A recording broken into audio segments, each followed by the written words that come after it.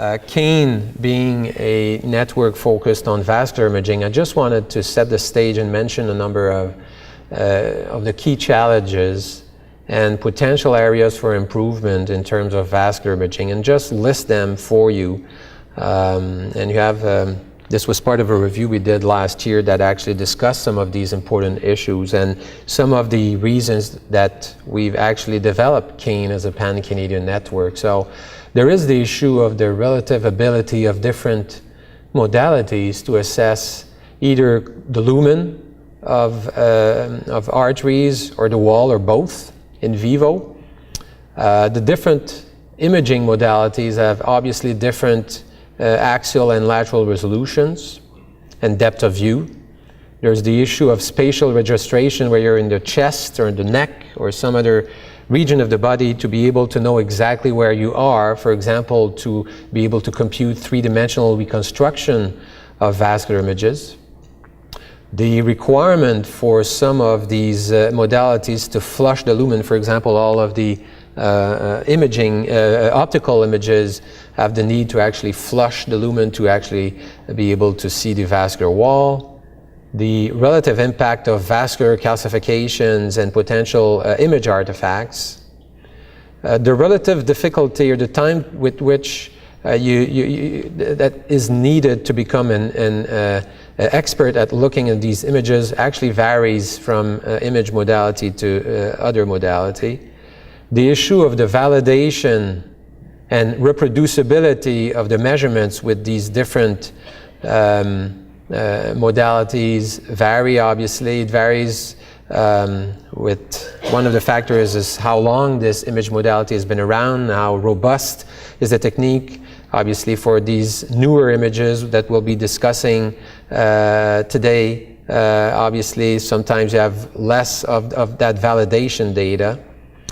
A key issue, the last one, is sensitivity of the modality to presence of disease, but also changes over time in disease. And finally, some of these imaging modalities obviously require the use of radiation, and this is a topic that's been discussed over the last few years, and I suspect we'll be discussing that again today. And just before going directly to the networks per se, here are some of the other important issues that need to be taken into account. The first one on this slide is extremely important. As clinicians, we are obviously interested in knowing if there have been links established between the imaging parameters and future clinical outcomes. So what is the predictive ability of these imaging modalities? How available are these techniques, not only in university hospitals, but in community hospitals and clinics? Something that is dear to the heart of the CAIN and MITNEC steering committee members is that we created these networks not only to do good research, but actually to change and improve clinical practice. So obviously the availability of the technical platforms and the local expertise is something that's extremely important. The cost of the imaging infrastructure and the procedure, the experience in clinical practice, the clinical utility of imaging examinations is important. So again, CAIN and MITNEC are not only there to do good research, but it's also about transforming clinical practice. So it's not only that you need good tools that show you images of a vascular structure or an organ, but it's also you need to demonstrate if these images are clinically useful. We ideally need to show that they're cost effective. And another important aspect is this relatively new approach of doing comparative effectiveness research and comparing different imaging strategies and algorithms. This is something you're going to hear again about today. Finally, as we've been discussing that over the last 10 years with CMOD and Agnes in particular, what is the level of knowledge in terms of an imaging modality as a surrogate for example, an expanded drug indication? And finally, what is the potential of the different modalities to provide you molecular information, so-called molecular imaging? So for each of these imaging modalities, I will not go through these modalities because actually the different speakers are going to address these modalities, but they're obviously able to image different targets. As you can see on this slide, they have varying levels of resolution. Some of them do involve the use of radiation. Some of them are invasive. And at the last part of the last column, each and every of these imaging modalities have specific advantages and disadvantages. And we're going to be discussing this today. So now, if we talk about the CAIN network per se, the Canadian Atherosclerosis Imaging Network, well, as part of the rationale for that network, it's important, I think, that we all remember that atherosclerotic diseases remain the #1 cause of mortality in the world, and by far. We're convinced that there is a need for more knowledge of the basic aspects of atherosclerosis, initiation, progression, and the complications to improve the prevention, diagnosis, and treatment of atherosclerotic diseases. We're convinced also that population studies are needed to understand its natural history, the correlations between progression of the disease between different vascular beds, and also the correlations between different imaging biomarkers, and importantly, as I said earlier, the links to long-term patient outcomes. So let me just take a step back and just tell you a few words about how CAIN came about to exist. Actually, this stemmed from a CIHR's consensus conference, an important one on imaging in 2007. This led to a competition that was called the Clinical Research Initiative of CIHR that actually gave us an initial $10 million operating grant to create CAIN, and this was followed the next year by a $25 million grant, infrastructure grant, from the Canada Foundation for Innovation to actually provide infrastructure for the core labs, for some of the sites, for some of the imaging modalities, and also importantly, to allow the sites and the core labs to interact in a more efficient fashion. We actually created an electronic communication tool, or use a communication tool to, again, help the communication, the exchange of images and data from Halifax to Vancouver and in between. CAIN is actually a quite unique network that importantly combines both in vivo imaging of the vessel wall and the end organ. End organ obviously being the brain for the carotid circulation, the myocardium for the coronary circulation. And in several of these studies, we also collect clinical as well as pathological endpoints. CAIN enables both cross-sectional, that is at one point in time, as well as longitudinal clinical studies, and importantly, not only of the coronary circulation, but of the carotid circulation, and also of the peripheral vascular bed. And it has really become an international resource, and you'll see a few examples in a few minutes, for studying the natural history of atherosclerosis, and also for studying novel therapeutic interventions, and doing so leveraging CAIN by a number of scientific as well as financial partnerships with the pharmaceutical industry. So as stated initially in 2008 on our website, CAIN's mission statement is to enable unprecedented evaluations of atherosclerotic disease through the establishment of a highly advanced and integrated pan-Canadian imaging network. Here is, in a nutshell, what it is. As you can see on this slide, it is a set of, I don't know if I have a pointer, maybe not, but it is a set, as you can see on this slide, of imaging core analysis laboratories. As you can see here, this is a multi-modality imaging network that involves the use of coronary intravascular ultrasound, or IVUS. 2D and three-dimensional carotid ultrasonography, computer-assisted quantitative coronary analysis of angiograms, or QCA, multi-detector computed tomography of coronary arteries, or MDCT, magnetic resonance imaging, MRI, positron emission tomography with computed tomography, PET-CT, and SPECT. The core laboratories for the vascular beds are spread across the country. So, for example, the IVUS core lab is in Montreal. The 3D carotid ultrasound core lab is led by David Spence in London. The QCA core lab is in Montreal. The MDCT core lab is shared between Ben Chao at Ottawa Heart Institute and Montreal. The MRI core lab for carotid arteries is in Toronto, led by Alan Moody, who will be one of the next speakers at Sunnybrook Hospital. The PET-CT core lab is led by Rob Beanlands and Rob DeKemp at Ottawa Heart Institute, and the same thing for the SPECT core lab. And then a set of core labs for end organs, again, brain for the carotid circulation, myocardium for the coronary circulation. This is largely MR based and shared between a number of cities and experts, including Richard Frayne for brain MRI, as well as Sandra Black in Toronto, and also Matthias Friedrich in Montreal.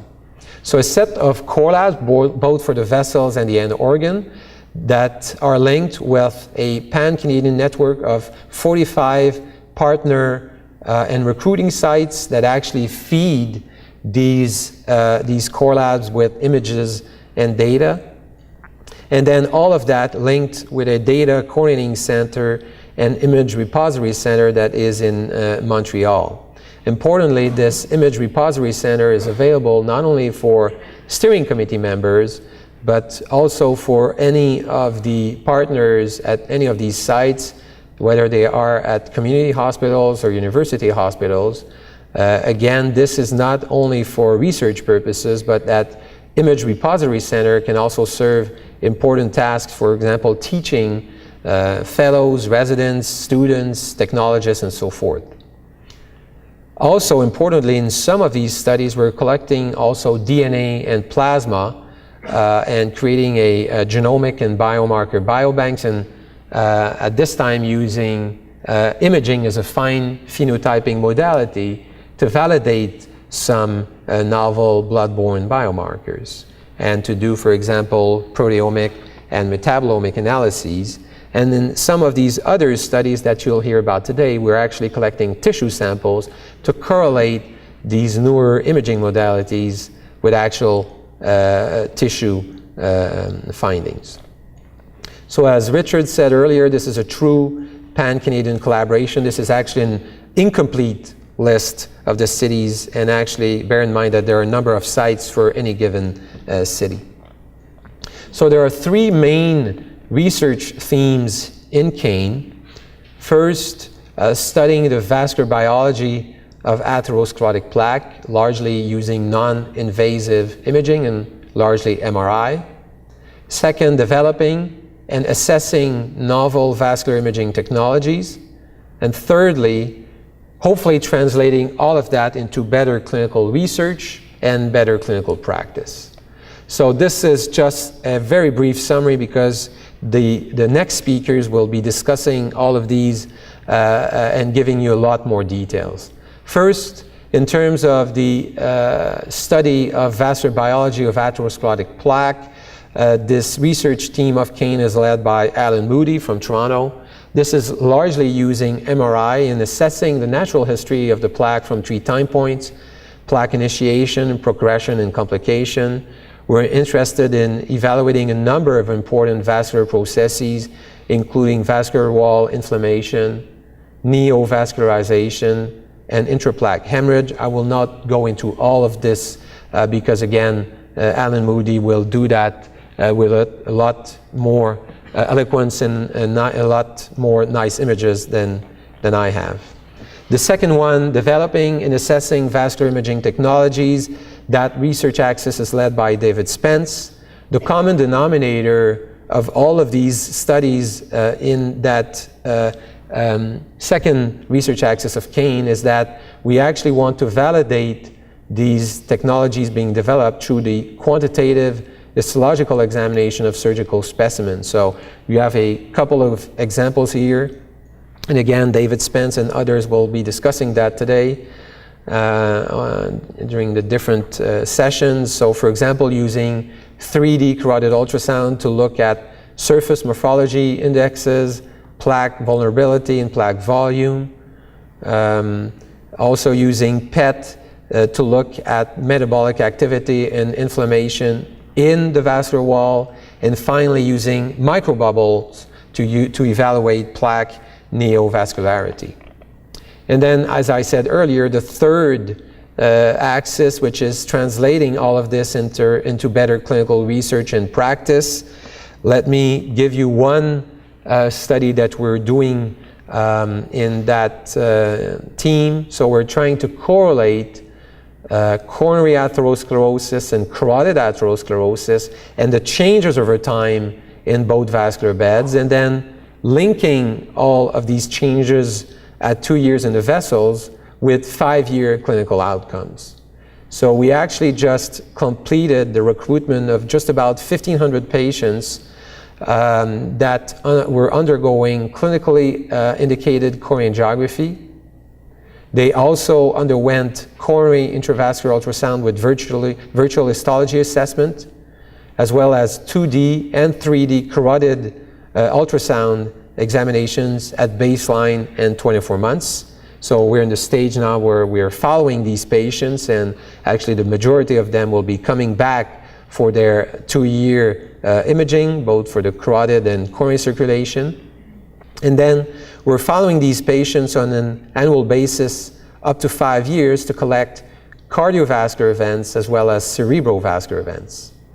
There are a number of sub-studies that have been established. There is a microvascular sub-study that is led by Todd Anderson from Calgary.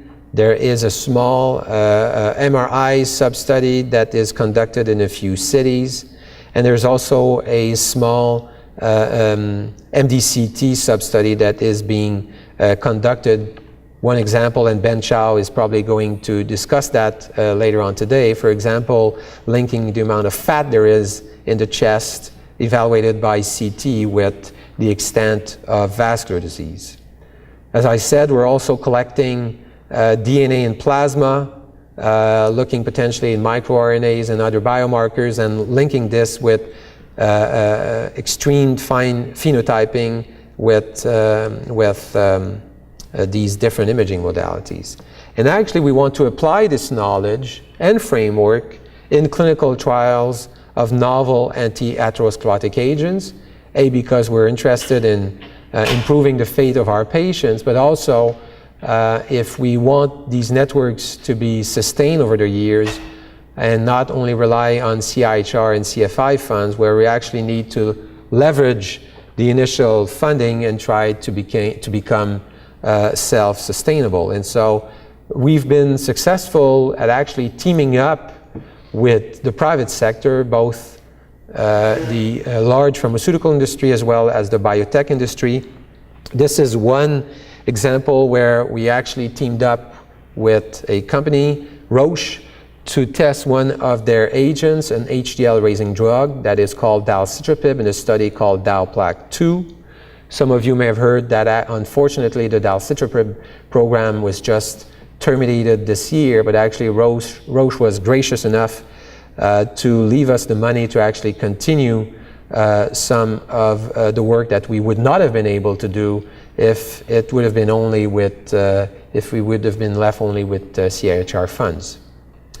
We also have launched a large IVUS study to test another type of HDL-raising drug. This is the chi-square study. The CAN HDL infusion significantly quicken atherosclerosis regression.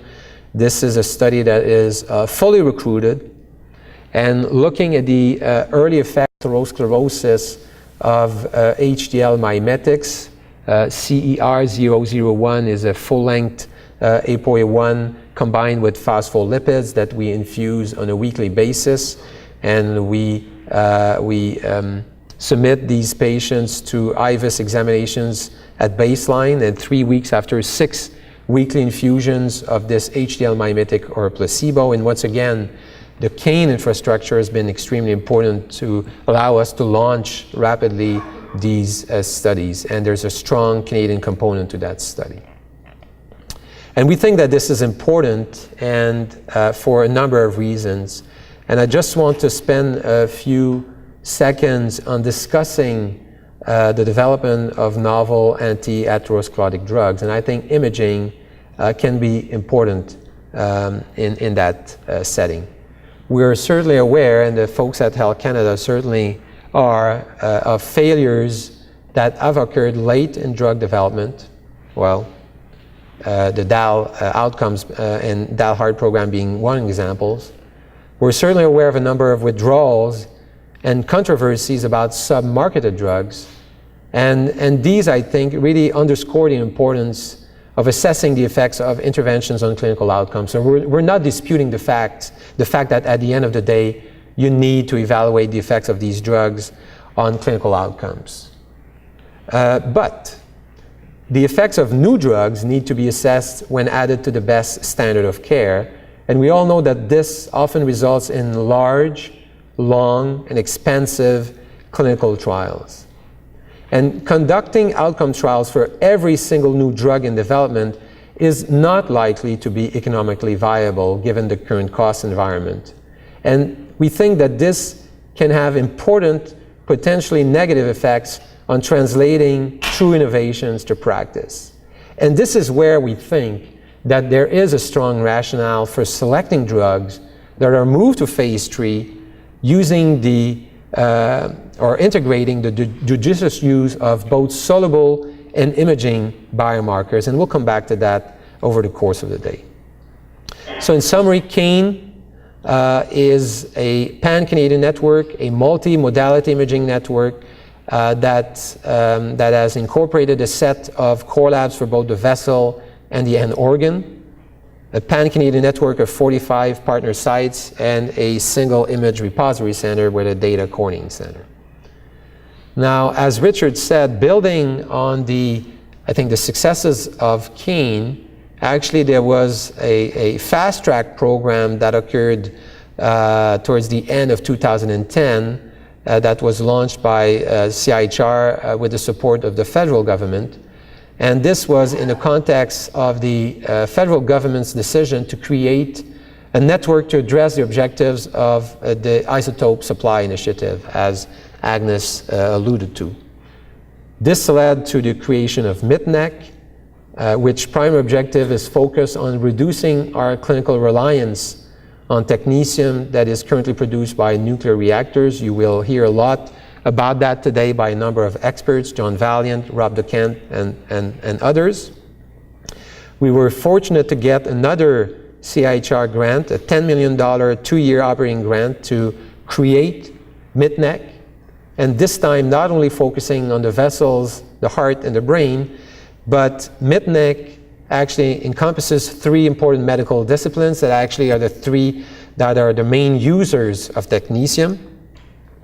And they focus on oncology, cardiology, and neurology, and you'll have 3 sessions discussing those today.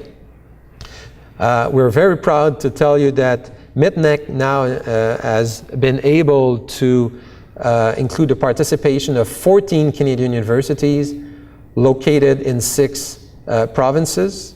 And really, we've put together a critical mass of scientific and medical expertise and links between hospitals, research centers, and existing clinical trial networks, really to establish common standard operating procedures, SOPs, and protocols, and to coordinate research activities in clinical trials. So there are 4 major goals of MITNEC, and let me just read them for you. We want to provide the country with a national multi-center imaging trial network to validate radiopharmaceuticals, including the novel agents that are being developed through some of these CIHR and NSERC awards. And obviously we want to develop strategies to reduce our reliance on technetium produced by nuclear reactors. We want also this national network to validate technetium produced by alternative production methods supported by the CAIN awards. We want to establish a robust, integrated national multi-center imaging trials network to support research in imaging biomarkers, not only using imaging to validate or to evaluate drugs, but this time focusing the research on imaging per se.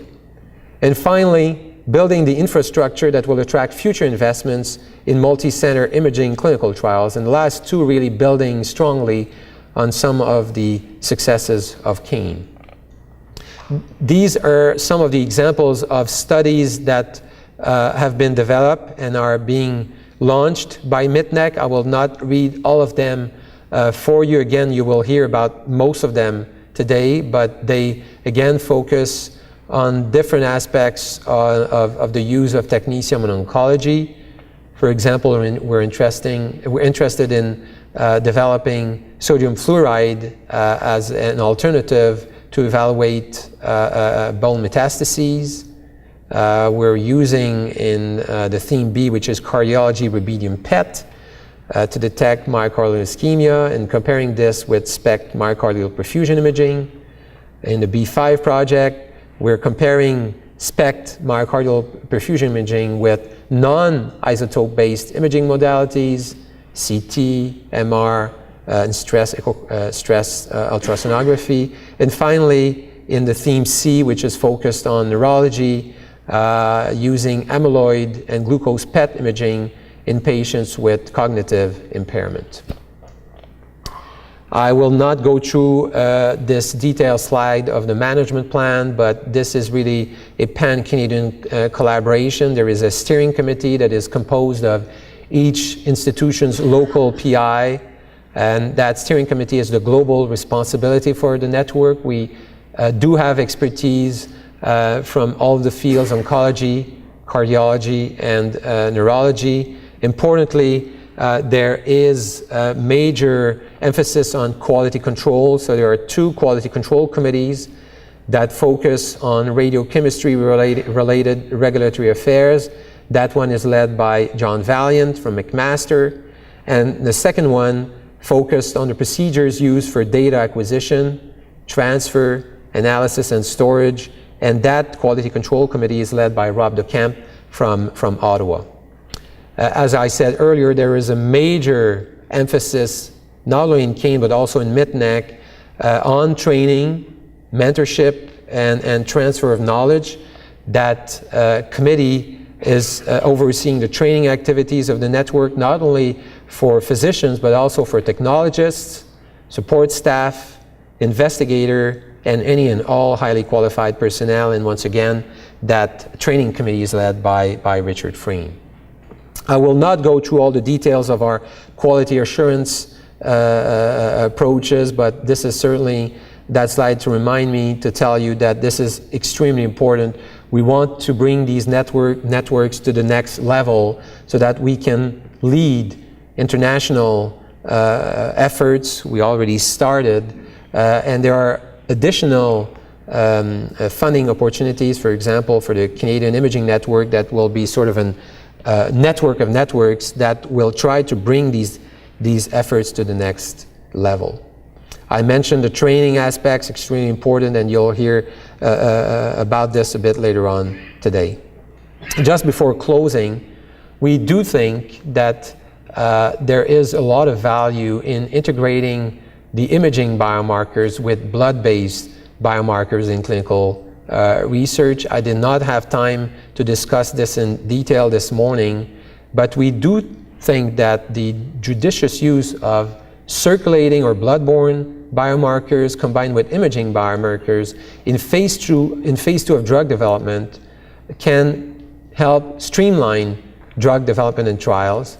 And the selection of these biomarkers should be based on the pathophysiology and expected drug effects. We think that biomarkers can be used to stop early the development of new chemical entities, something that is extremely important to reallocate the resources to other drugs in development, or move forward with greater confidence to phase 3 of drug development. We can also use imaging to enrich study population with more responsive or higher risk patients. And finally, the use of imaging biomarkers and blood-based biomarkers can also strengthen the biological plausibility of observed clinical effects of cardiovascular therapeutic agents, and this is very important for physicians, payers, and health regulatory agencies. I thank you for your attention.